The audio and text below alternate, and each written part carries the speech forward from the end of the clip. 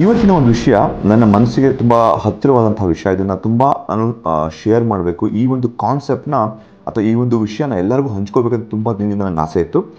ಈ ಒಂದು ಏನು ವಿಷಯ ಹೇಳಕ್ಕೆ ನಾನು ಇಷ್ಟಪಡ್ತಾ ಇದ್ದೀನಿ, ಇದು ನಾವೆಲ್ಲರೂ ಅಳವಡಿಸ್ಕೊಂಡ್ರೆ ಒಂದು ತುಂಬ ಸುಖೀಕರವಾದ ಒಂದು ಜೀವನವನ್ನು ನಾವು ಸಾಗಿಸ್ಬೋದು ಅಂತ ನನಗೆ ಅನಿಸುತ್ತೆ. ನಾನು ಪ್ರಯತ್ನ ಪಡ್ತೀನಿ. ಪ್ರಾಬ್ಲಿ ಈ ಒಂದು ವಿಡಿಯೋದಲ್ಲಿ ನಾನು ಅದನ್ನೆಲ್ಲ ಕಂಪ್ಲೀಟಾಗಿ ಹೇಳಕ್ಕೆ ಆಗದೇ ಇರ್ಬೋದು.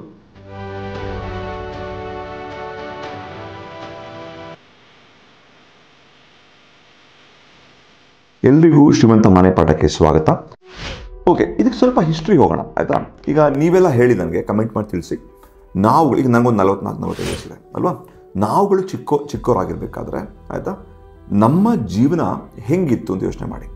ಪ್ರತಿಯೊಂದು ವಿಷಯ ನಮಗೆ ತುಂಬ ಈಸಿ ಆಗ್ತಾ ಇರಲಿಲ್ಲ. ನಾವೆಲ್ಲ ಹೊಟ್ಟೆ ಹಸುವು ನೋಡಿದವರು ಅಲ್ವಾ? ಮ್ಯಾಕ್ಸಿಮಮ್ ಎಷ್ಟೊಂದು ಜನ ನಾವೆಲ್ಲ ನಾ ಎಲ್ಲರೂ ಅಂತ ಹೇಳ್ತಾ ಇಲ್ಲ, ಮ್ಯಾಕ್ಸಿಮಮ್ ಜನ ನಾವೆಲ್ಲ ಹೊಟ್ಟೆ ಹಸುವನ್ನ ನೋಡಿದವರು. ಹಸಿವಾದರೆ ಹಸುವು ಅಂದರೆ ಏನು ಅಂತ ಗೊತ್ತಿರೋರು ಅಲ್ವಾ? ಒಂದು ಬಟ್ಟೆ ತೊಗೋಬೇಕಂದ್ರೆ ಆ ಪ್ರತಿಯೊಂದು ಹೊಸ ಬಟ್ಟೆಯ ವ್ಯಾಲ್ಯೂ ಗೊತ್ತಿದ್ದು. ಅಂದರೆ ಒಂದು ದೀಪಾವಳಿ ಅಂದರೆ ಹೊಸ ಬಟ್ಟೆ ಅಂದರೆ ಓಹೋ ಹೊಸ ಬಟ್ಟೆ ಬರ್ತಾರೆ ಅಂತ ಒಂದು ಖುಷಿ. ಯಾರ್ದೋ ಒಂದು ಬರ್ಡೇ ಆದರೆ ಆ ಬರ್ಡೇಗೆ ನಾವು ಸ್ಕೂಲ್ ಮಕ್ಕಳುಗಳು ಹಂಚುವ ಚಾಕ್ಲೇಟಿನ ಒಂದು ಖುಷಿ. ಅಥವಾ ಯಾವುದೋ ಒಂದು ಸಂದರ್ಭದಲ್ಲಿ ನಾವು ಒಂದು ಹೋಟ್ಲ್ ಹೋಗಿ ಒಂದು ಮಸಾಲೆ ದೋಸೆ ತಿಂದರೆ ಅದ್ರ ಖುಷಿ ಅಲ್ವಾ? ಮಸಾಲೆ ದೋಸೆ ಎಲ್ಲ ತಿನ್ನೋದೆಲ್ಲ ಒಂದು ದೊಡ್ಡ ಒಂದು ಸೆಲೆಬ್ರೇಷನ್ ಇದ್ದಂಗೆ ನಮ್ಮ ಚಿಕ್ಕ ವಯಸ್ಸಲ್ಲಿ. ಅಥವಾ ಟ್ರಿಪ್ಪು ಟ್ರಾವೆಲ್ ಅನ್ನೋದೆಲ್ಲ ತುಂಬ ಅದು ಇಲ್ವೇನೋ. ಎಷ್ಟೊಂದು ಜನ 3-4 ವರ್ಷಕ್ಕೆ ಒಂದು ಸರಿನೋ 5 ವರ್ಷಕ್ಕೆ ಒಂದು ಸರಿನೋ ನಾವು ಯಾವಾಗಲೂ ಒಂದು ಸರಿನೋ ಒಂದು ಹೋಗುವಂತಹ ಒಂದು ವಿಷಯ ಆಗಿತ್ತು. ಅಷ್ಟೇ ಮಾತ್ರ ಅಲ್ಲ, ಒಂದು ಸೈಕಲ್ ತೊಗೊಳೋದಾಗಿರ್ಬೋದು, ಅಥವಾ ಒಂದು ಬೇರೆ ಒಂದು ಸ್ವೀಟ್ ತಿನ್ನೋದಿರ್ಬೋದು, ಅಥವಾ ಒಂದು ಹೊಸ ಶೂಸ್ ತೊಗೊಳೋದಿರ್ಬೋದು. ಇವೆಲ್ಲ ಲಕ್ಸುರಿನೇ ಸರ್ವೇ ಸಾಧಾರಣ ಜನಕ್ಕೆ ಅಲ್ವಾ? ಇದು ನಮ್ಮ ಜೀವನ ಆದರೆ ನಮ್ಮ ಅಪ್ಪ ಅಮ್ಮಂದ್ರ ಜೀವನ ನೋಡ್ಕೊಂಬನ್ನಿ. ಅವ್ರುಗಳಿಗೆ ನಮ್ಗೆ ಅಟ್ಲೀಸ್ಟ್ ನಾವು ವರ್ಷಕ್ಕೆ ಒಂದ್ಸರಿ ಆದರೆ ಹೊಸ ಬಟ್ಟೆ ತೊಗೊತಾ ಇದ್ವಿ. ಪಾಪ ಅವ್ರುಗಳು ಹೊಸ ಬಟ್ಟೆ ತೊಗೊಳ್ತಾನೆ ಇರಲಿಲ್ವೇನೋ. ಅವ್ರಿಗೆ ಏನು ಹೊಸ ಬಟ್ಟೆ ನನ್ನ ಜ್ಞಾಪಕ ನನ್ನ ತಂದೆ ಅವರ ಫ್ಯಾಮಿಲಿ ಹೆಂಗಿತ್ತು ಅಂತಂದರೆ, ಅವರು ಫಸ್ಟ್ ಟೈಮ್ ಹಾಲು ಕುಡಿದಿದ್ದೆ ಅವ್ರು 12 ವಯಸ್ಸಾದಂತೆ. ಅಲ್ಲಿ ತನಕ ಅಕ್ಕಿ ತೊಳೆದ ನೀರನ್ನೇ ಅದು ಹಾಲು, ಇದೇ ಹಾಲು ಅಂತ ಕೊಡ್ತಿದ್ರಂತ. ಅಂದರೆ ಆ ಥರ ಒಂದು ಸಂದರ್ಭಗಳಲ್ಲಿ ನಮ್ಮ ಪ್ರೀವಿಯಸ್ ಜನ್ರೇಷನ್ ಬೆಳೆದಂಥದ್ದು. ಅದರ ಪ್ರೀವಿಯಸ್ ಜನ್ರೇಷನ್ ಅಂತೂ ಪಾಪ ಊಟಕ್ಕೆ ಗತಿಲ್ತೀನೋ, ಅಟ್ಲೀಸ್ಟ್ ಅಕ್ಕಿ ತೊಳೆದ ನೀರಾದರೂ ಸಿಗ್ತಿತ್ತೇನೋ. ಅದ್ರ ಪ್ರೀವಿಯಸ್ ಜನಕ್ಕೆ ಪಾಪ ಊಟನೇ ಸಿಗದಿರೋವಂಥ ಒಂದು ಸಂದರ್ಭ ಆಯಿತು ಅಲ್ವಾ? ಸೊ ಹಿಸ್ಟ್ರಿಲಿ ಹೋಗ್ತಾ ನೋಡ್ತಾ ಇದ್ದರೆ ನಮ್ಮ ಜೀವನದಲ್ಲಿ ನಮ್ಮ ಪ್ರೀವಿಯಸ್ ಜನ್ರೇಷನ್, ನಮ್ಮ ಪ್ರೀವಿಯಸ್ ಇನ್ನೂ ಕಷ್ಟದಲ್ಲೇ ಜೀವನ ಮಾಡಿದಂಥ ಒಂದು ಸಂದರ್ಭಗಳು ನಾವು ನೋಡಿದ್ದೀವಿ ಅಲ್ವಾ? ಬಟ್ ಈಗ ಲಾಸ್ಟ್ 20 to 25 ಇಯರ್ಸ್ ಏನು ಇದೆ, ಒಂದು ಜನ್ರೇಷನ್ ಏನು ಬಂದಿದೆ, ಬಂದಿರುವಂಥ ಒಂದು ಮಿಲೇನಿಯಮ್ 2000 ವರ್ಷ, 2000 ಅಥವಾ 1997, 98 ಆದಮೇಲೆ ಹುಟ್ಟಿದಂಥ ಮಕ್ಕಳುಗಳಿರ್ಬೋದು. ಈಗ ಕಾಲೇಜು ಸ್ಕೂಲ್ ಹೋಗ್ತಿರೋಂಥ ಮಕ್ಕಳು, ಕಾಲೇಜಿಗೆ ಜಸ್ಟ್ ಪಾಸ್ ಆಗಿರೋ ಮಕ್ಕಳುಗಳು. ಈ ಒಂದು ಜನ್ರೇಷನ್ ಇದೆ ಹಿಸ್ಟ್ರಿಯಲ್ಲೇ ಫಸ್ಟ್ ಟೈಮ್ ಸುಖಿಕರವಾದ ಒಂದು ಜನ್ರೇಷನ್. ಸುಖಿಕರವಾದ ಜನ್ರೇಷನ್ ಏನು? ಮೋಸ್ಟ್ ಆಫ್ ದೆಮ್ಗೆ ಹೊಟ್ಟೆ ಹಸುವಂತ ಏನೋ ಗೊತ್ತಿಲ್ಲ ಅಲ್ವಾ? ಈಸಿಯಾಗಿ ಎಲ್ಲ ಸಿಗ್ತಾ ಇದೆ ಮಕ್ಕಳುಗಳಿಗೆ. ಈಸಿಯಾಗಿ ಅಂದರೆ ಏನು ನೋಡಿ, ಎಲ್ರಿಗೂ ಒಂದು ಬಡತನ ಶ್ರೀಮಂತನ ಎಲ್ಲ ಒಂದು ಡಿಫ್ರೆನ್ಸ್ ಇದೆ. ಆದರೆ ಮ್ಯಾಕ್ಸಿಮಮ್ ಜನಕ್ಕೆ 3 ಹೊತ್ತು ಊಟ ಸಿಗ್ತಾ ಇದೆ ಮಕ್ಕಳುಗಳಿಗೆ, ಹಾಕೊಳ್ಳೋಕೆ ಬಟ್ಟೆ ಸಿಗ್ತಾ ಇದೆ, ಶೂಸು ಚಪ್ಪಲಿ ಸಿಗ್ತಾ ಇದೆ ಆಯಿತಾ? ಸೊ ಬರ್ಡೇ ಗಿಫ್ಟ್ಗಳು ಸಿಗ್ತದೆ, ಬರ್ಡೇ ಆಚರಿಸ್ತಾ ಇದ್ದಾರೆ, ಕೇಕ್ ಕಟ್. ನಾನು ಫಸ್ಟ್ ಟೈಮ್ ಜೀವನದಲ್ಲಿ ಕೇಕ್ ಕಟ್ ಮಾಡಿದ್ದು ನಾನು ನನ್ನ ಮದುವೆ ಆದಮೇಲೆ ನನ್ನ ಹೆಂಡತಿ ಕಟ್ ಮಾಡಿಸಿದ್ದು ಕೇಕ್ನ. ಅಂದರೆ ಅಲ್ಲಿ ತನಕ ಈ ಕೇಕ್ ಕಟ್ ಮಾಡಬೇಕು ಬರ್ಡೇ ಅಂತಲೇ ಗೊತ್ತಿರಲಿಲ್ಲ. ಅದೊಂದು ಇಂಪಾರ್ಟೆಂಟ್ ವಿಷಯನೇ ಅಲ್ಲ. ಬರ್ಡೇಗೆ ಮ್ಯಾಕ್ಸಿಮಮ್ ಏನು ಮಾಡ್ತಾ ಇದ್ವಿ ನಾವುಗಳು, ಸ್ಕೂಲ್ಗೆ ಒಂದು ಚಾಕ್ಲೇಟ್ ತೊಗೊತಾ ಇದ್ವಿ, 20 ಪೈಸೆ 50 ಪೈಸೆ ಚಾಕ್ಲೇಟ್ ತೊಗೊತಾ ಇದ್ವಿ. ಅದನ್ನು ಪ್ರಾಬ್ಲಿ ನಮ್ಮ ಅಪ್ಪ ಅಮ್ಮ ಸಂಪಾದನೆ ಮಾಡ್ತಾಯಿದ್ರು, ಅದಕ್ಕೋಸ್ಕರ ಕೊಡ್ತಿದ್ರೇನು. ಇನ್ನೆಷ್ಟೊಂದು ಮಾಡಿ ಅದು ಇರ್ತಿರ್ಲಿಲ್ವೇನೋ ಪಾಪ ಮಕ್ಕಳುಗಳಿಗೆ ಅಲ್ವಾ? ಸೊ ಈಗಿನ ಮಕ್ಕಳಿಗೆ ಬರ್ಡೇ ಸೆಲೆಬ್ರೇಟ್ ಮಾಡಬೇಕು, ಕೇಕ್ ಕಟ್ ಮಾಡೋದೊಂದು ಕಂಪಲ್ಸರಿ ವಿಷಯ ಅಲ್ವಾ? ಈಗಿನ ಒಂದು ಜನ್ರೇಷನ್ 3 ಹೊತ್ತು ಊಟ ಮಾಡೋದು ಅವ್ರ ಜನ್ಮಸಿದ್ಧ ಹಕ್ಕು. ಅಥವಾ ಹೊಸ ಬಟ್ಟೆಗಳು ತೊಗೊಳ್ಳೋದು ಜನ್ಮಸಿದ್ಧ ಹಕ್ಕು. ರೀಯೂಸ್ ಮಾಡೋಂಥ ಒಂದು ಕಾನ್ಸೆಪ್ಟೇ ಇಲ್ಲ ಈಗಿನ ಜನ್ರೇಷನ್ಗೆ ಅಲ್ವಾ? ಸೊ ಇದರ ಯಾಕೆ ಆಗಿದೆ ಅಂತ ನೋಡೋಣ. ಫಸ್ಟ್ ಆಫ್ ಆಲ್, ಈಗಿನ ಜನ್ರೇಷನ್ ಇದೆ ಯಾಕೆ ಆ ಥರ ಇದ್ದಾರೆ ಅಂದರೆ, ನಮ್ಮ ಜನ್ರೇಷನ್ ಈಗ ಒಂದು ಪ್ರಾಸ್ಪರಸ್ ಒಂದು ಜನ್ರೇಷನ್ ಆಗಿ ಬಂದಿದ್ದೀವಿ. ಪ್ರಾಸ್ಪರಸ್ ಜನ್ರೇಷನ್ ಎಲ್ಲರೂ ಈಗ ಒಬ್ಬರು ಓಲಾ ಕಾರ್ ಡ್ರೈವ್ ಮಾಡೋದು ಇರ್ಬೋದು, ಅಥವಾ ಒಬ್ಬರು ಸ್ವಿಗ್ಗಿಲಿ ಡೆಲಿವರಿ ಮಾಡೋರು, ಅವರು ಈಗ ಒಂದು 45,000-60,000 ಸಂಪಾದನೆ ಮಾಡ್ತಿದ್ದಾರೆ. ಸೊ ಒಂದು ಬೇಸಿಕ್ ಒಂದು ನೀಡ್ಸ್ ಏನಿದೆ, ಆ ಬೇಸಿಕ್ ನೀಡ್ ಕವರ್ ಮಾಡೋ ಅಷ್ಟು ಸಂಪಾದನೆಗಳನ್ನ ಮ್ಯಾಕ್ಸಿಮಮ್ ಜನ ಮಾಡ್ತಿದ್ದಾರೆ ಇವತ್ತಿನ ಒಂದು ಸಂದರ್ಭದಲ್ಲಿ. ಅವ್ರೇನು ಮಾಡ್ತಿದ್ದಾರೆ, ಅಪ್ಪ ಅಮ್ಮಂದರು ಆ ಒಂದು ಜನರೇಷನ್ ಆ ಥರ ಒಂದು ಸಂಪಾದನೆ ಮಾಡ್ತಾರೆ. ಅಪ್ಪ ಅಮ್ಮ ಏನು ಮಾಡ್ತಾರೆ, ಅಯ್ಯೋ ನಾನಂತೂ ಕಷ್ಟಪಟ್ಟೆ, ನಾನಂತೂ ಸಿಕ್ಕಾಪಟ್ಟೆ ಕಷ್ಟಪಟ್ಟೆ, ನನ್ನ ಮಗು ಹಂಗಾಗಬಾರ್ದು, ನನ್ನ ಮಗು ಚೆನ್ನಾಗಿರಬೇಕು. ಇದು ತಪ್ಪಲ್ಲ, ಇದು ಅಲ್ಲ ತಪ್ಪಲ್ಲ. ಆದರೆ ಈ ಥರ ಒಂದು ಡಿಸಿಷನ್ ಮಾಡೋದ್ರಿಂದ ಆ ಮಕ್ಕಳ ಮೇಲೆ ಯಾವ ಥರ ಪರಿಣಾಮ ಬೀಳ್ತಾರೆ ಅಂತ ಸ್ವಲ್ಪ ಯೋಚನೆ ಮಾಡಿ ಆಯಿತಾ? ಸೊ ನಮ್ಗಳಿಗೆ ಸ್ಟ್ರಗಲ್ ಗೊತ್ತಿತ್ತು, ನಮ್ಗಳಿಗೆ ಒಂದು ಊಟದ ಬೆಲೆ ಗೊತ್ತಿತ್ತು. ಅಂದರೆ ಆಗಲೇ ಹೇಳ್ದಂಗೆ ಹೋಟ್ಲಿಗೆ ಹೋಗೋದೇ ದೊಡ್ಡ ಒಂದು ಸೆಲೆಬ್ರೇಷನ್ ಆದ್ದರಿಂದ ಆ ಒಂದು ಮಸಾಲೆ ದೋಸೆಯ ಒಂದು ವ್ಯಾಲ್ಯೂ ನಮ್ಗೆ ಗೊತ್ತಿತ್ತು. ಅದು ಸ್ಪೆಷಲ್ ಐಟಮ್, ಅದು ತುಂಬ ವ್ಯಾಲ್ಯೂ ಇದೆ ಅದಕ್ಕೆ ಅಂತ. ಬಟ್ ಈಗಿನ ಮಕ್ಕಳು ಆ ಥರ ಅಲ್ಲ. ನಮ್ಮ ಮಕ್ಕಳು ಆ ಥರ ಬೆಳಿಬಾರ್ದು ಅನ್ನೋಕ್ಕೋಸ್ಕರ ಏನು ಮಾಡ್ತಾಯಿದ್ವಿ ನಾವು, ಬರ್ಗರ್ ಬೇಕೇನೋ ತೊಗೊಳ್ಳೋ ಬರ್ಗರ್ ₹300 ತೊಂದರೆ ಇಲ್ಲ, ಇನ್ನೊಂದು ಬರ್ಗರ್ ಬೇಕಾ ಆರ್ಡ್ರ್ ಮಾಡು, ಎಷ್ಟು ಬೇಕೋ ಅದಕ್ಕಿಂತ ಜಾಸ್ತಿ ಆರ್ಡ್ರ್ ಮಾಡಿ ಬೇಕಾದ್ರೆ ನಮ್ಮ ಮಕ್ಕಳು ಕೊಡ್ತೀವಿ. ಯಾಕಂದರೆ ನಮ್ಮ ಥರ ಕಷ್ಟ ಅವ್ರು ಪಡಬಾರ್ದಲ್ವಾ ಮಕ್ಕಳುಗಳು. ಅದಕ್ಕೋಸ್ಕರ ನಾವು ಅದು ನಮ್ಮ ಮಕ್ಕಳ ಮೇಲೆ ಇಟ್ಟಿರುವಂಥ ಪ್ರೀತಿ ಅಂತ ಅಂದ್ಕೊಂಡು ನಾವು ಅದೆಲ್ಲ ಮಾಡ್ತಾ ಇರ್ಬೋದು. ಇದು ನಮ್ಮ ಖುಷಿಗೆ ಮಾಡ್ತಾ ಇರೋ, ಅರ್ಥ ಮಾಡ್ಕೊಳ್ಳಿ ಸ್ವಲ್ಪ. ಮಕ್ಕಳ ಖುಷಿಗಲ್ಲ, ಇದು ನಮ್ಮ ಖುಷಿಗೆ ಮಾಡ್ತಾ ಇರೋಂಥ ವಿಷಯ ಇದು ಅಲ್ವಾ. ಆ ಥರ ಒಂದು ಖುಷಿನ ಸ್ಯಾಟಿಸ್ಫೈ ಮಾಡೋಕ್ಕೆ ಹೋಗ್ತಾ ಇರಬೇಕಾದ್ರೆ ಆ ಮಕ್ಕಳ ಮೇಲೆ ಯಾವ ಥರ ಪರಿಣಾಮ ಬೀಳ್ತದೆ ಅಂತ ನೀವು ಯೋಚನೆ ಮಾಡಿ ಸ್ವಲ್ಪ.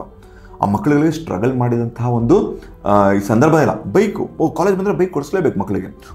ನನ್ನ ಮಗು ನೋಡು ಶರ್ಟ್ ಆಗಲಿಕ್ಕೆ ಟೈಟ್ ಆಗೋಯ್ತು, ಹೊಸ ಶರ್ಟ್ ಕೊಡಿಸ್ಲೇಬೇಕು.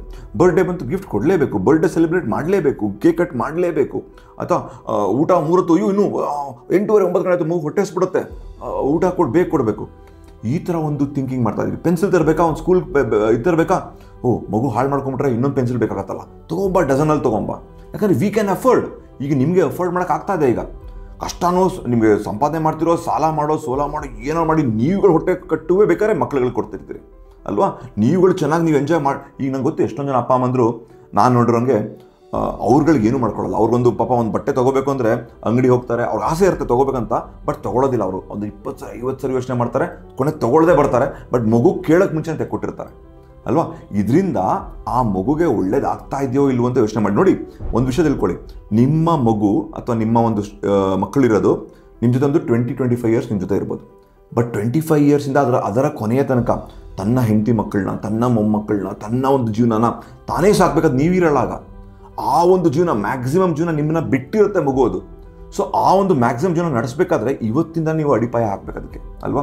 ಸೊ ಇವತ್ತಿಂದ ನೀವು ಅದಕ್ಕೆ ಸುಖದ ಸುಪ್ಪತ್ತಿಗೆ ಅಂದರೆ ಅದು ಕೇಳೋಕ್ಕೆ ಮುಂಚೆ ನೀಡೋಕ್ಕೆ ಮುಂಚೆ ಎಲ್ಲ ಕೊಡ್ತಾ ಹೋದರೆ ಅದರ ಒಂದು ನೆಕ್ಸ್ಟ್ ಜೀವನ, ಅದೇ ಇಂಡಿಪೆಂಡೆಂಟಾಗಿ ಜೀವನ ಮಾಡಬೇಕಾದ್ರೆ ಆ ಮಗು ಯಾವ ಥರ ಜೀವನ ಮಾಡುತ್ತೆ ಅಂತ ಸ್ವಲ್ಪ ಯೋಚನೆ ಮಾಡ್ಬೇಕು ನಾವು ಅಲ್ವಾ. ಸೊ ಇದಕ್ಕೆ ವೆರಿ ಇಂಪಾರ್ಟೆಂಟ್ಲಿ ನೀವು ಹೆಂಗೆ ಬೆಳೆದ್ರೋ ಆ ಮಗುನು ಹಾಗೆ ಬೆಳೆಸೋಕ್ಕೆ ಪ್ರಯತ್ನ ಪಡ್ಬೇಕು. ಅದು ತಪ್ಪಿಲ್ಲ ಅದರಲ್ಲಿ. ಅಥವಾ ಮಗುಗೆ ನೀವು ಹೆಂಗೆ ಬೆಳೆದ್ರೋ ಹಾಗೆ ಬೆಳೆಸೋದ್ರಲ್ಲಿ ತಪ್ಪೇ ಇಲ್ಲ. ಇನ್ಫ್ಯಾಕ್ಟ್ ಅದಕ್ಕೆ ನೀವು ಹೆಲ್ಪ್ ಮಾಡ್ತಾ ಇದ್ದೀರಾ. ನೀವು ನೋಡಿ, ಜೀವನದಲ್ಲಿ ಸುಖವಾಗಿರ್ಬೇಕಂದ್ರೆ 2 ಥರ ಇದೆ. ಒಂದು, ಅರ್ನಿಂಗ್ ತುಂಬ ಚೆನ್ನಾಗಿ ಮಾಡ್ಕೋಬೇಕು, ಅಥವಾ ನನ್ನ ಖರ್ಚುಗಳನ್ನ ಕಮ್ಮಿ ಮಾಡ್ಕೋಬೇಕು. ಅರ್ನಿಂಗ್ ತುಂಬ ಚೆನ್ನಾಗಿ ಮಾಡ್ಕೊಳ್ಳೋದು, ನಿಮ್ಮ ಮಕ್ಕಳು ತುಂಬ ಚೆನ್ನಾಗಿ ಅರ್ನ್ ಮಾಡೋದು ನಿಮ್ಮ ಕೈಲಿಲ್ಲ, ಅದು ಮಗು ಕೈಲೂ ಇಲ್ಲ. ನೀವೆಲ್ಲ ಕಷ್ಟಪಟ್ಟು ಸ್ಕೂಲಿಗೆ ಸೇರಿಸಿರ್ತೀರಾ, ಓದಿಸ್ತೀರಾ, ಎಲ್ಲ ಮಾಡ್ತೀರಾ. ಬಟ್ ನಾಳೆ ಒಳ್ಳೆ ಜಾಬ್ ಸಿಗುತ್ತೆ, ಒಳ್ಳೆ ಅರ್ನಿಂಗ್ ಮಾಡುತ್ತೆ, ಎಲ್ಲನೂ ನಮ್ಮ ಫೇಟಿಗೆ ಬಿಟ್ಟಿದ್ದು ಅಲ್ವಾ, ನಮ್ಮ ಒಂದು ದೇವ್ರ ದಯ ಹೆಂಗಿದೆ ಅದ್ರ ಬಿಟ್ಟಿದ್ದು. ಆದರೆ ಖರ್ಚುಗಳನ್ನ ಕಮ್ಮಿ ಮಾಡೋದು ನಮ್ಮ ಕೈಲಿದೆ 100% ಅಲ್ವಾ. ಅದು ನಮ್ಮ ಕೈಲೇ ಇರೋದು, ಬೇರೆ ಯಾರ ಕೈಲೂ ಇಲ್ಲ, ನಮ್ಮ ಕೈಲೇ ಇರೋದು 100 ಖರ್ಚುಗಳನ್ನ ಕಮ್ಮಿ ಮಾಡ್ಕೊಳ್ಳೋದು. ಸೊ ಇವತ್ತಿಂದಾನೇ ನೀವೇನು ಮಾಡಬೇಕು ಅಂದರೆ ಆ ಮಗುವಿಗೆ ನಿಮ್ಮ ರಿಯಾಲಿಟಿನ ತೋರಿಸಿ ಮಕ್ಕಳಿಗೆ. ನಿಮ್ಮ ರಿಯಾಲಿಟಿ ಅಂದ್ರೇನು, ನಿಮ್ಮ ಸಂಪಾದನೆ ಎಷ್ಟು, ನಿಮ್ಮ ಒಂದು ಖರ್ಚು ಮಾಡೋ ಕೆಪಾಸಿಟಿ ಎಷ್ಟು, ಇದರಲ್ಲಿ ಇನ್ವಾಲ್ವ್. ಆ ಮಗುಗೆ ನಾವು ಏನು ಕಷ್ಟ ಕೊಡೋದು ಬೇಡ, ಅದು ಇದೆಲ್ಲ ಕಷ್ಟ ಯಾಕೆ ನೋಡಲಿ, ಚೆನ್ನಾಗಿ ಬೆಳ್ಕೊಳ್ಳಿ, ಆ ಥರ ಅಲ್ಲ. ಅದರಿಂದ ನೀವು ಅದಕ್ಕೆ ಹಾನಿ ಮಾಡ್ತಾ ಇದ್ದೀರೇನ, ಒಳ್ಳೇದು ಮಾಡ್ತಾ ಇಲ್ಲ. ಸೊ ನೀವು ಇವತ್ತಿಂದಾನೇ ನಿಮ್ಮ ಒಂದು ಬಜೆಟಿಂಗ್ ಇರುವ ಮಂತ್ಲಿ ಬಜೆಟಿಂಗ್, ನಿಮ್ಮ ಕಷ್ಟ ಸುಖಗಳು, ನಿಮ್ಮ ಕಷ್ಟ ಎಷ್ಟಿದೆ, ನಿಮ್ಮ ಸುಖ ಇದೆ, ನಿಮ್ಮ EMI ಎಷ್ಟಿದೆ, ನಿಮ್ಮ ಒಂದೊಂದು ವಸ್ತು ತೊಗೋಬೇಕು ನೀವು ಎಷ್ಟು ಕಷ್ಟಪಡ್ತಾ ಇದ್ದೀರಾ, ಪ್ರತಿಯೊಂದು ಆ ಮಗುಗೆ ತೋರಿಸಿ. ಆ ಮಗು ಡಿಸೈಡ್ ಮಾಡಲಿ, ನಾನಿವತ್ತು ಒಂದು ಪೆನ್ಸಿಲ್ ತೊಗೋಬೇಕು, ಅದನ್ನ ಹಾಳು ಮಾಡಿದ್ರೆ ನಮ್ಮಪ್ಪ ಎಷ್ಟು ಕಷ್ಟಪಟ್ಟಿದ್ದಾರೆ, ನಮ್ಮಮ್ಮ ಎಷ್ಟು ಕಷ್ಟಪಟ್ಟಿದ್ದಾರೆ ಇದಕ್ಕೋಸ್ಕರ ಅಂತ ಗೊತ್ತಿರಬೇಕು ಆ ಮಗುಗೆ.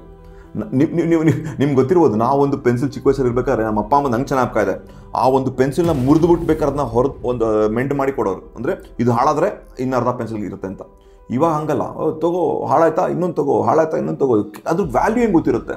ಹೋಟ್ಲೋಗ್ತೀವಿ, ಹೋಟ್ಲೋಗಿ ಮೆನು ಕಾರ್ಡಲ್ಲಿ ನಾವೆಲ್ಲ ನೋಡ್ಬೇಕಾದ್ರೆ ಮೆನು ಕಾರ್ಡಲ್ಲಿ ರೇಟ್ಗಳು ನೋಡ್ತಾ ಇದ್ದೀವಿ. ಫಸ್ಟ್ ರೇಟ್ಗಳು ನೋಡಿ ಯಾವ್ದು ಚೀಪು ಯಾವ್ದು ಇದು ಅಂತ ನೋಡೋಂಥ ಒಂದು ವ್ಯವಸ್ಥೆ ನಮಗಿತ್ತು. ಇವಾಗ ಹಂಗಲ್ಲ, ಮಕ್ಕಳಿಗೆ ಏನು ಬೇಕೋ ಗೋಬಿ ಮಂಚೂರಿ ಬನ್ನಿ ಇದು ಅದೆಲ್ಲ ಏನೇನು ಬೇಕೆಲ್ಲ ಟ್ರೈನಿಂಗ್ ಆಡ್ಬಿಡ್ತಾರೆ. ದುಡ್ಡಿನ ಕಡೆ ನೋಡೋದೇ ಇಲ್ಲ ಮಕ್ಕಳುಗಳು ಅಲ್ವಾ. ನಾವು ದುಡ್ಡು ಕಡೆ ತೋರಿಸ್ಬೇಕಂದ್ರೆ ಮಗು ನೋಡು, ಇದು ನಿಂಗೆ ಎಷ್ಟು ಬೇಕೋ ಅಷ್ಟು ಆರ್ಡ್ರ್ ಮಾಡಿ ಹೋಗಿ ನೀವು ತಿನ್ನಿ ಖುಷಿಯಾಗಿರಿ ಇರಬಾರ್ದು ಅಂತ ಹೇಳ್ತಾ ಇಲ್ಲ. ಆದರೆ ಆ ಒಂದು ಖುಷಿನ ವ್ಯಾಲ್ಯೂ ಗೊತ್ತಿರಬೇಕು. ಆ ಏನು ಖುಷಿ ಪಡ್ತಾ ಇದ್ದೀರಾ ಅದರ ವ್ಯಾಲ್ಯೂ ಏನು, ಅದರ ಹಿಂದೆ ಅಡಗಿರುವಂತಹ ಕಷ್ಟ ಎಷ್ಟಿದೆ ಅದನ್ನು ನಿಮ್ಮ ಮಕ್ಕಳಿಗೆ ತೋರಿಸ್ಬೇಕು.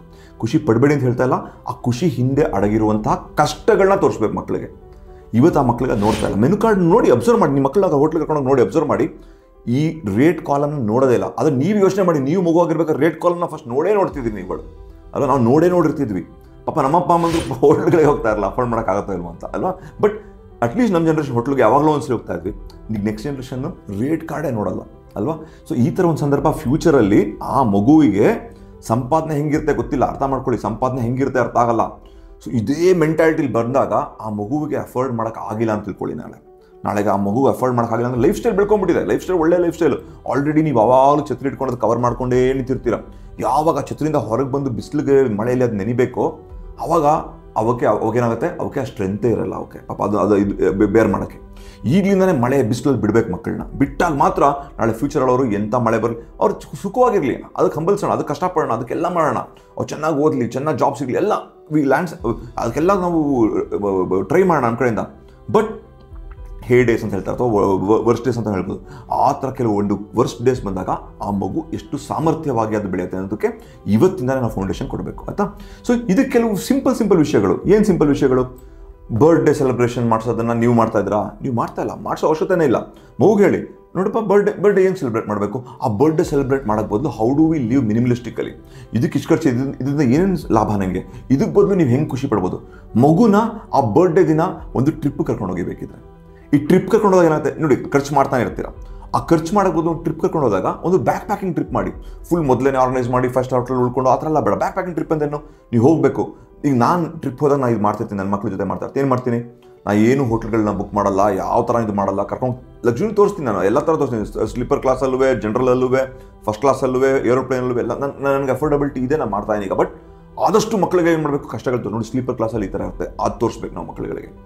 ಸುಖ ಕೊಡಬೇಡಿ ಅಂತ ಹೇಳ್ತಾ ಇಲ್ಲ, ಬಟ್ ಕಷ್ಟದ ಅರಿವು ಇರಬೇಕು ಅವಕ್ಕೆ ಅಲ್ವಾ. ಹೋದಾಗ ಏನು ಮಾಡ್ತೀನಿ, ಮಕ್ಕಳನ್ನ ಕಳಿಸ್ತೀನಿ, ಇಲ್ಲ 4 ಹೋಟ್ಲ್ಗಳಿದೆ, 4 ಹೋಟ್ಲಲ್ಲಿ ರೇಟ್ ಎಷ್ಟು ಕೇಳ್ಕೊಂಬ, ಹೋಟ್ಲ್ ಹೆಂಗೆ ನೋಡ್ಕೊಂಬ, ಅದ್ರಲ್ಲಿ ಬೆಸ್ಟು ಚೀಪೆಸ್ಟ್ ಯಾವುದು, ಒಳ್ಳೇದು ಯಾವುದು, ವ್ಯಾಲ್ಯೂ ಫಾರ್ ಮನಿ ಯಾವುದು ಎಲ್ಲ ನೋಡ್ಕೊಂಬ ಅಂತ ಹೇಳ್ತೀನಿ. ಮಕ್ಕಳನ್ನ ಕಳಿಸ್ತೀನಿ.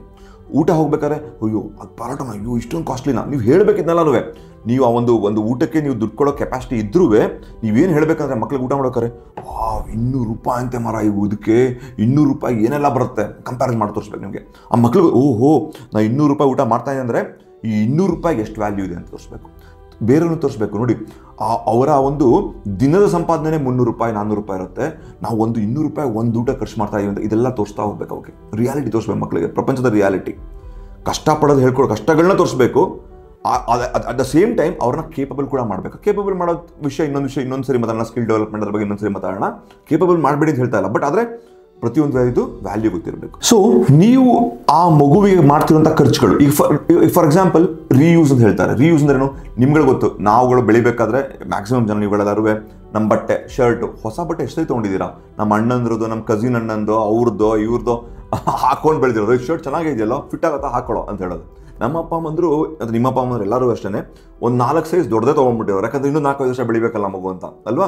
ಸೊ ಅವರಿಗೆ ಕಷ್ಟ ಆಯಿತೋ ಸುಖ ಆಯಿತೋ ಅದು ಸೆಕೆಂಡ್ರಿ ವಿಷಯ. ಬಟ್ ಆ್ಯಸ್ ಅ ಮಗು ನಮ್ಮ ಮೈಂಡ್ ಮೇಲೆ ಎಂಥ ಬ್ಯೂಟಿಫುಲ್ ಪರಿಣಾಮ ಬೀರಿದೆ ಅಲ್ವಾ. ಎಂಥ ಪರಿಣಾಮ ಅಂದರೆ, ಒಂದು ಬಟ್ಟೆದು ವ್ಯಾಲ್ಯೂ ಗೊತ್ತು ನನಗೆ, ಒಂದು ವಿಷಯದ ಗೊತ್ತು, ಒಂದು ವ್ಯಾಲ್ಯೂ ಗೊತ್ತು ನನಗೆ ಅಲ್ವಾ. ಸೊ ಆ ಒಂದು ಪಾಸಿಟಿವ್ ಪರಿಣಾಮ ನಮ್ಮ ಮೇಲೆ ಬೀರಿದೆ. ಆ ಪಾಸಿಟಿವ್ ಪರಿಣಾಮ ನಮ್ಮ ಮಕ್ಕಳನ್ನ ಕೊಡ್ತಾ ಇಲ್ಲ ನಾವು. ಯಾಕಂದರೆ ಮಗು ಟ್ರೀಟ್ ಕಷ್ಟ ಆಗ್ತದೆ, ಮಗುಗೆ ಹೊಸ ಬಟ್ಟೆ ತಕ್ಕೊಡು. ಅವ್ರ ಅಣ್ಣ ತಮ್ಮ ಇಬ್ಬರು ಇರ್ತಾರೆ, ಅಣ್ಣನ ಬಟ್ಟೆ ತಮ್ಮಗೆ ಹಾಕ್ಕೊಡಲ್ಲ. ಹಾಕ್ಸಿ ಮಕ್ಕಳಿಗೆ ಶೇರಿಂಗ್ ಹೇಳ್ಕೊಡಿ. ಶೇರಿಂಗ್ ಅಂದ್ರೆ ಏನು? ಈ ಶೇರಿಂಗ್ ಹೇಳ್ಕೊಡೋದ್ರಿಂದ ಏನೇನು ಬೆನಿಫಿಟ್ ಅಂತ ಹೇಳ್ತೀನಿ. ಈಗೆಲ್ಲ ಮಕ್ಕಳುಗಳು ಒಂದೊಂದೇ ಮಗು ಇರುತ್ತೆ. ಆವಾಗ ನಾವೆಲ್ಲ ಬೆಳಿಬೇಕಾದ್ರೆ ಕಸಿನ್ ಮಕ್ಕಳು, ಅವ್ರ ಮಕ್ಕಳು, ಇವ್ರ ಮಕ್ಕಳು, ನಾವೆಲ್ಲ ಒಟ್ಟಿಗೆ ಬೆಳೆದಂಥವ್ರು ನಾವೆಲ್ಲರೂ.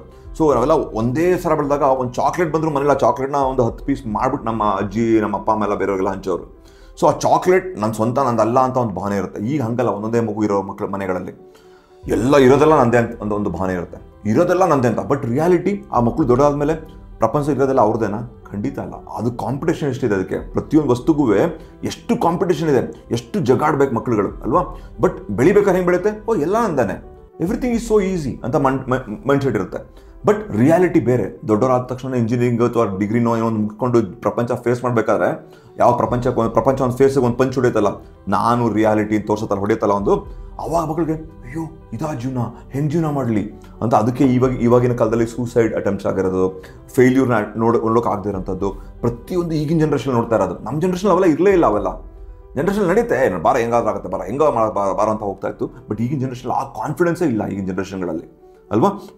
ಬಿಕಾಸ್ ಮಕ್ಕಳುಗಳಿಗೆ ಆ ಫೇಲ್ಯೂರ್ ನೋಡೋದಾಗಲಿ, ಆ ಶೇರಿಂಗ್ ನೋಡೋದಾಗಲಿ, ಎಲ್ಲ ನಂದೇ ಅಲ್ಲ ಅಂತ ಗೊತ್ತಿರೋ ವಿಷಯಗಳಾಗಲಿ ಈ ಮಕ್ಕಳುಗಳಿಗೆ ಈಗಿನ ಜನ್ರೇಷನ್ ಗೊತ್ತೇ ಇಲ್ಲ ಅಲ್ವಾ. ಸೊ ಹಾಗಾಗಿ ಆ್ಯಸ್ ಅ ಪೇರೆಂಟ್ ಅಥವಾ ನೀವು ಮಕ್ಕಳುಗಳಾಗಿದ್ರು ಈಗ as a parent very important ಮಕ್ಕಳಿಗೆ ಏನು ಹೇಳ್ಕೊಳ್ಬೇಕು, ಮಿನಿಮಲಿಸ್ಟಿಕ್ ಲಿವಿಂಗ್ ಹೇಳ್ಕೊಳ್ಬೇಕು. ಮಿನಿಮಲಿಸ್ಟಿಕ್ ಲಿವಿಂಗ್ ಅಂದ್ರೇನು? ನನಗೆ ಎಷ್ಟು ಬೇಕೋ ಅಷ್ಟರಲ್ಲಿ ಜೀವನ ಮಾಡೋದು ಆಯಿತಾ. ಎಷ್ಟು ಬೇಕೋ ಅಷ್ಟರಲ್ಲಿ. ಆಸ್ಪಿರೇಷನ್ಸ್ ಕಮ್ಮಿ ಮಾಡ್ಕೋಬೇಡಿ. ಆಸ್ಪಿರೇಷನ್ ಅಂದ್ರೇನು? ನಾನು ಚೆನ್ನಾಗಿ ಅರ್ನ್ ಮಾಡಬೇಕು, ನಾನು ಚೆನ್ನಾಗಿ ಸಂಪಾದನೆ ಮಾಡಬೇಕು, ಚೆನ್ನಾಗಿ ಇದು ಮಾಡಬೇಕು, ಅದ್ರ ಬಗ್ಗೆ ಆಸ್ಪಿರೇಷನ್ ಕಮ್ಮಿ ಮಾಡ್ಕೋಬೇಡಿ. ಅದ್ರ ಬಗ್ಗೆ ಖುಷಿಯಾಗಿರಿ ಆಯಿತಾ. ಆದರೆ ನಿಮಗೆ ಎಷ್ಟು ಬೇಕೋ ಅಷ್ಟರಲ್ಲಿ ಜೀವನ ಮಾಡೋದು ಕಲ್ತ್ಕೊಳ್ಳಿ. ನಾನು ಒಂದು ಸಣ್ಣ ಎಕ್ಸಾಂಪಲ್ ಹೇಳ್ತೀನಿ. ಈಗ ಆಫ್ ಲೇಟ್ ನಾನು ಏನು ಮಾಡಿದ್ದೀನಿ ಅಂದರೆ, ನಾನು ಪಂಚೆ ಹೊಡ್ಕೊಳ್ಳೋಕೆ ಶುರು ಮಾಡಿದ್ದೀನಿ ಆಯಿತಾ. ಪಂಚೆ ಹೊಡ್ಕೊಳ್ಳೋಕೆ ಶುರು ಮಾಡಿದಾಗ ನಾನು 3 ಪಂಚೆ ಇಟ್ಕೊಂಡಿದ್ದೆ. ನಾನು ಈಗ ಆ್ಯಕ್ಚುಲಿ ಮೈಸೂರಲ್ಲಿ ಸ್ಟುಡಿಯೋ ಮಾಡಿ, ಶ್ರೀಮಂತ ಮನೆ ಪಾಠ ಮಾಡೋಕ್ಕೋಸ್ಕರ ಮೈಸೂರಲ್ಲಿ ಸ್ಟುಡಿಯೋ ಮಾಡಿ ಇಲ್ಲೇ ನಾನು ಜೀವನ ಮಾಡ್ತಾಯಿದ್ದೀನಿ. ನನ್ನ ಹೆಂಡತಿ ಮಕ್ಕಳನ್ನ ಬೆಂಗಳೂರಲ್ಲಿ ಬಿಟ್ಟು ನಾನು ಮೈಸೂರಲ್ಲಿ ಬಂದು ಜೀವನ ಮಾಡ್ತಾಯಿದ್ದೀನಿ. ಸೊ ಇದು ಮಾಡ್ಬೇಕಾದ್ರೆ ನಾನು ಏನು ಮಾಡಿದೆ, ನೋಯಿಂಗ್ಲಿಯೋ ಅನ್ನೋಯಿಂಗ್ಲೋ ಏನಂತಂದರೆ, ನನ್ನ ಕಬೋರ್ಡಲ್ಲಿ 3 ಪಂಚೆ, ಒಂದು 4 ಟೀ ಶರ್ಟು, ಒಂದು 4 ಬನೀನು, ಇಷ್ಟಿಷ್ಟೇ, ಎಷ್ಟು ಬೇಕೋ ಅಷ್ಟೇ ಇದೆ. ಕ್ಲೀನ್ ಕಬೋರ್ಡು ಎಷ್ಟು ಈಸಿ ಗೊತ್ತಾ ಜೀವನದಲ್ಲಿ. ನಾನು ಆರಾಮಾಗಿ ಖುಷಿಯಾಗಿರ್ತೀನಿ, ನಾನು ಆರಾಮಾಗಿ ಎಲ್ಲ ಕಡೆ ಓಡ್ಕೊಂಡಿರ್ತೀನಿ, ಬೇರೆಯವ್ರ ಬಗ್ಗೆ ಕೇರ್ ಮಾಡೋಕ್ಕೆ ಹೋಗಲ್ಲ, ನನ್ನ ಪಾಡಿ ನಾನು ಜೀವನ ಮಾಡ್ತಾ ಇರ್ತೀನಿ. ನನ್ನ ಜೀವನ ಎಷ್ಟು ಸಿಂಪಲ್ ಆಗಿದೆ ಅಂದರೆ ಅಷ್ಟು ಖುಷಿಯಾಗಿದ್ದೀನಿ ನಾನು. ರೀಸೆಂಟಾಗಿ ಒಂದು ಫಂಕ್ಷನ್ ಆಯಿತು. ಫಂಕ್ಷನ್ ಆದ ತಕ್ಷಣ ನಮ್ಮಲ್ಲೆಲ್ಲ ಪಂಚೆಗಳು ತೆಕ್ಕೊಡೋದು ಅವೆಲ್ಲ ಮಾಡ್ತಾರೆ. ಸೊ ನಾವೊಂದು 7 ಪಂಚೆ ಬಂದ್ಬಿಡ್ತು, ಗಿಫ್ಟ್ ಬಂದ್ಬಿಡ್ತು ನನಗೆ. ಈ 7 ಪಂಚೆ ಪ್ಲಸ್ 3 ಪಂಚೆ 10 ಪಂಚೆ ಹೊಸ ಶರ್ಟ್ಗಳ ತೆಕ್ಕೊಬಿಟ್ಟು ಅಷ್ಟೊಂದು ಶರ್ಟ್ಗಳು. ಮತ್ತೀಗ ನನ್ನ ತಲೆನೋವು, ಅದನ್ನ ಮೇಂಟೈನ್ ಮಾಡೋದು, ಒಗೆಯೋದು, ಏನು ಮಾಡಿಸೋದು, ಅದು ಸಿಕ್ಕಾಪಟ್ಟೆ ತಲೆನೋವು ಮತ್ತೆ ಶುರು ಆಯಿತು. ಅಂದರೆ ನಿಮಗೆ ವಸ್ತುಗಳು ಜಾಸ್ತಿ ಆಗ್ತಾ ಆಗ್ತಾ ಆಗ್ತಾ ಆಗ್ತಾ ಆಗ್ತಾ ನೀವು ಖುಷಿ ಪಡ್ತೀರಿ ಅಂತಲ್ಲ, ಈ ವಸ್ತು ಜಾಸ್ತಿ ಆಗ್ತಾ ಆಗ್ತಾ ಆ್ಯಕ್ಚುಲಿ ಬಂದು ಟೆನ್ಷನ್ ಜಾಸ್ತಿ ಆಗ್ತದೆ. ನಮ್ಗೆ ಗೊತ್ತಾಗೋದಿಲ್ಲ ಈ ವಿಷಯ ನಮಗೆ ಅಲ್ವಾ. ಸೊ ಆದಷ್ಟು ಮಿನಿಮಲಿಸ್ಟಿಕ್ ಜೀವನದಲ್ಲಿ ನಾವು ಜೀವನ ಮಾಡ್ಕೊಂಡು ಹೋದರೆ ಅದು ತುಂಬ ಬ್ಯೂಟಿಫುಲ್ ಆಗಿರುತ್ತೆ ಜೀವನ. ಅದು ಮೇಂಟೈನ್ ಮಾಡೋದು ಈಸಿ. ನಿಮ್ಮ ಮನೇಲೂ ಅಷ್ಟೇ ಅನ್ನೆಸರಿ ವಸ್ತುಗಳು ಇಟ್ಕೊಂಡು ಇದೊಂದು ಸಿಂಪಲ್ ಸೂತ್ರ ತಿಳ್ಕೊಳ್ಳಿ. ನಿಮ್ಮ ಮನೆ ಕ್ಲೀನ್ ಮಾಡೋಕ್ಕೆ ಈಸಿ ಅನಿಸಿದ್ರೆ ನೀವು ಮಿನಿಮಲಿಸ್ಟಿಕ್ ಜೀವನ ಮಾಡ್ತಾ ಇರ ಅಂತ ಅರ್ಥ. ನಿಮ್ಮ ಮನೆನ ಕ್ಲೀನ್ ಮಾಡೋಕ್ಕೆ ಕಷ್ಟ ಅನಿಸಿದ್ರೆ ಆ್ಯಕ್ಚುಲಿ ನೀವು ಮಿನಿಮಲಿಸ್ಟಿಕ್ ಜೀವನ ಮಾಡ್ತಾ ಇಲ್ಲ ಅಂತ ಅರ್ಥ. ಸಿಂಪಲ್ ಸೂತ್ರ ಇದು. ನೀವೇ ಹೇಳಿ, ಆನ್ಸರ್ ಮಾಡಿ ಕಮೆಂಟಲ್ಲಿ ತಿಳಿಸಿ ಅಲ್ವಾ. ಸೊ ನಾವು ನಮ್ಮ ಜೀವನ ಆದಷ್ಟು ಎಷ್ಟು ಬೇಕೋ ಅಷ್ಟು ಜೀವನ ಮಾಡಬೇಕು. ಈಗ ನಾವು ಮ್ಯಾಕ್ಸಿಮಮ್ ಏನು ಮಾಡ್ತೀವಿ ಅಂದರೆ ಬೇರೆಯವ್ರಿಗೋಸ್ಕರ ಜೀವನ ಮಾಡ್ತೀವಿ ನಾವು ಯಾವತ್ತೂ. ಬೇರೆಯವ್ರಿಗೋಸ್ಕರ ಜೀವನ ಅಂದ್ರೇನು, ನಾವು 4 ಜನ ಮುಂದೆ ಚೆನ್ನಾಗಿ ತಲೆ ಎತ್ತಿ ಬೆಳಿಬೇಕು ಅಂತ ಎಷ್ಟೊಂದು ಜನ ಹಂಬಲಿಸ್ತಾರಲ್ವಾ. ಯಾರು 4 ಜನ ಅವರು? ಆ 4 ಜನ ಯಾರು ಅಂತ ಲೈಫಲ್ಲಿ ಗೊತ್ತಿಲ್ಲ ನಮ್ಗೆ. 4 ಜನ ನಿಮಗೆ ಕಷ್ಟಕ್ಕೂ ಬರೋಲ್ಲ, ಸುಖಕ್ಕೂ ಬರೋಲ್ಲ ಅವ್ರುಗಳು ಅಲ್ವಾ. ಯಾರೋ 4 ಜನಕ್ಕೋಸ್ಕರ ನಮ್ಮ ಜೀವನ ಕಷ್ಟ. ಸಾಲ ಮಾಡ್ತೀವಿ, ಸೋಲ ಮಾಡ್ತೀವಿ, ಹೊಸ ಕಾರ್ ತೊಗೋತೀವಿ, ಹೊಸ ಬಿಲ್ಡಿಂಗ್ ಕಟ್ತೀವಿ, ಸಾಲ ಮಾಡಿ ಜ್ಯುವೆಲ್ರಿ ತೊಗೋತೀವಿ, ಏನೋ ಮಾಡ್ತೀವಿ. ನಮ್ಮ ಮಿತಿ ಮೀರಿ ನಾವು ಆ ಖರ್ಚುಗಳನ್ನ ಮಾಡ್ತಾ ಹೋಗ್ತೀವಿ. ಅವಾಗ ನಮಗೇನಾಗುತ್ತೆ, ನಮ್ಮ ಜೀವನ ಒಂದು ಸುಖಕರವಾಗಿರೋಕ್ಕೆ ಸಾಧ್ಯನೇ ಇಲ್ಲ ಅಲ್ವಾ. ಸೊ ಆದಷ್ಟು ನಾವು ಬೇರೆಯವ್ರಿಗೋಸ್ಕರ ಜೀವನ ನಮ್ಮ ಮಕ್ಳಿಗೂ ಅಷ್ಟೇ ಹೇಳ್ಕೊಡ್ಬೇಕಿದ್ನಲ್ಲ ನಾವೇ, ನೀವುಗಳು ಬೇರೆಯವ್ರಿಗೋಸ್ಕರ ಜೀವನ ಮಾಡೋದು ಅವಶ್ಯಕತೆ ಇಲ್ಲ. ನಿಮಗೆ ನೀವು ಖುಷಿಯಾಗಿ ಯು ಬಿಕಮ್ ಏಬಲ್. ನೋಡಿ, ನೀವು ನಿಮ್ಮ ಮಗು ಸ್ಪೋರ್ಟ್ಸಲ್ಲಿ ಚೆನ್ನಾಗಿದ್ರೆ ನಿಮ್ಮ ಮಗು ಯಾವ ಥರ ಬಟ್ಟೆ ಹಾಕೊಂಡು ಹೋಗುತ್ತೆ, ಎಷ್ಟಿದು ಯಾರು ಕೇರ್ ಮಾಡಲ್ಲ. ಸ್ಪೋರ್ಟ್ಸಲ್ಲಿ ಸ್ಟಾರ್, ಯಾವತ್ತೂ ಸೂಪರ್ ಸ್ಟಾರ್ ಅವನು. ನಾನು ಸ್ಪೋರ್ಟ್ಸ್ ಮ್ಯಾನ್ ಆದ್ರಿಂದ ನಂಗೆ ಚೆನ್ನಾಗಿ ಗೊತ್ತು. ನಾನು ಯಾವ ಥರ ಬಟ್ಟೆ ಹಾಕೋಗ್ತಾ ಇದೆ, ಯಾವ ಥರ ಶೂ ಹಾಕೋಗ್ತಾ ಇದ್ದಾರೆ ಯಾರು ಕೇರೇ ಮಾಡ್ತಾ ಇರಲಿಲ್ಲ. ಬಿಕಾಸ್ ನಾನು ಸ್ಪೋರ್ಟ್ಸಲ್ಲಿ ಸೂಪರ್ ಆಗಿದ್ದೆ ನಾನು. ನೀವು ಓದೋದು ಫಸ್ಟ್ ರ್ಯಾಂಕ್ ಬನ್ನಿ ಹುಡುಗ ಬರಲಿ, ಆ ಹುಡುಗನ ಬಗ್ಗೆ ಬರೀ ಬೇರೆ ಥರ ಕೇರಿಂಗೇ ಮಾಡಲ್ಲ, ಬರೀ ಓದೋಣ ಅವ್ನು ಸೂಪರ್ ಸ್ಟಾರ್ ಅಂತ ನೋಡ್ತಾ ಇರ್ತಾರೆ. ಸೊ ನಿಮ್ಮ ಮಗುನ ಏಬಲ್ ಮಾಡೋಕ್ಕೆ ಪ್ರಯತ್ನ ಪಡಿ.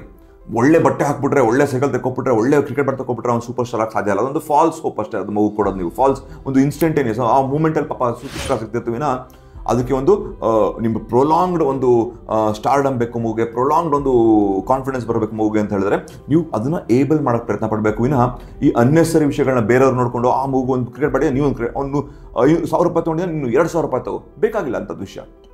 ಲಾಂಗ್ ರನ್ನಲ್ಲಿ ನಿಮ್ಮ ಮಕ್ಕಳಿಗೆ ಅದನ್ನು ನೀವು ಕಷ್ಟನೇ ಕೊಡ್ತಾ ಇರ್ತೀರ ಅಲ್ವಾ. ಸೊ ಮಕ್ಕಳಿಗೆ ಶೇರಿಂಗ್ ಹೇಳ್ಕೊಡಿ, ಹೆಂಗೆ ಅದನ್ನು ಕಮ್ಮಿ ದುಡ್ಡಲ್ಲಿ ಹೆಂಗೆ ಜೀವನ ಮಾಡೋದು ಹೇಳ್ಕೊಡಿ. ನಿಮ್ಮ ಒಂದು ಜೀವನದ ದಿನದ ಒಂದು ಬಜೆಟಿಂಗಲ್ಲಿ ಅದನ್ನು ಇನ್ವಾಲ್ವ್ ಮಾಡಿ. ನಿಮ್ಮ ರಿಯಾಲಿಟಿನ ಮಗುಗೆ ತೋರಿಸಿ.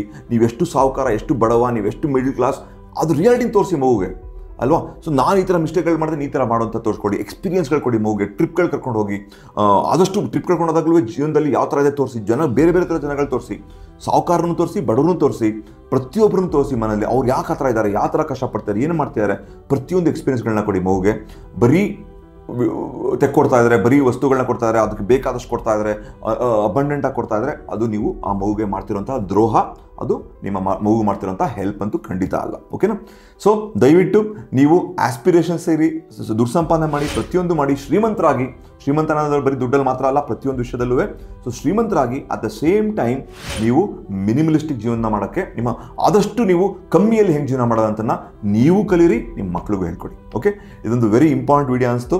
ಇದ್ರ ಬಗ್ಗೆ ಇನ್ನೂ ಮಾತಾಡೋಕ್ಕೆ ತುಂಬ ಹಲವಾರು ಸಿಕ್ಕಾಪಟ್ಟೆ ವಿಷಯಗಳಿದೆ. ಇದನ್ನ ಹೆಂಗೆ ಪ್ರಾಕ್ಟೀಸ್ ಮಾಡೋದು, ನಮ್ಮ ದೈನಿತ್ಯದಲ್ಲಿ ಹೆಂಗೆ ನಾವು ಅಳವಡಿಸ್ಕೊಳ್ಳೋದು ಅಂತ ನಿಮಗೆಲ್ಲ ಇಂಟ್ರೆಸ್ಟ್ ಇದ್ದರೆ ಕಮೆಂಟ್ ಮಾಡಿ ತಿಳಿಸಿ.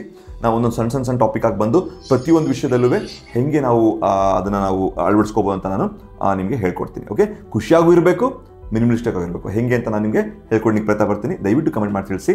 ಅದರ ಪ್ರಕಾರ ನಾನು ನಿಮ್ಮ ಮುಂದೆ ಬೇರೆ ವಿಡಿಯೋಗಳನ್ನ ತಂದು ಕೊಡ್ತೀನಿ. Thank you.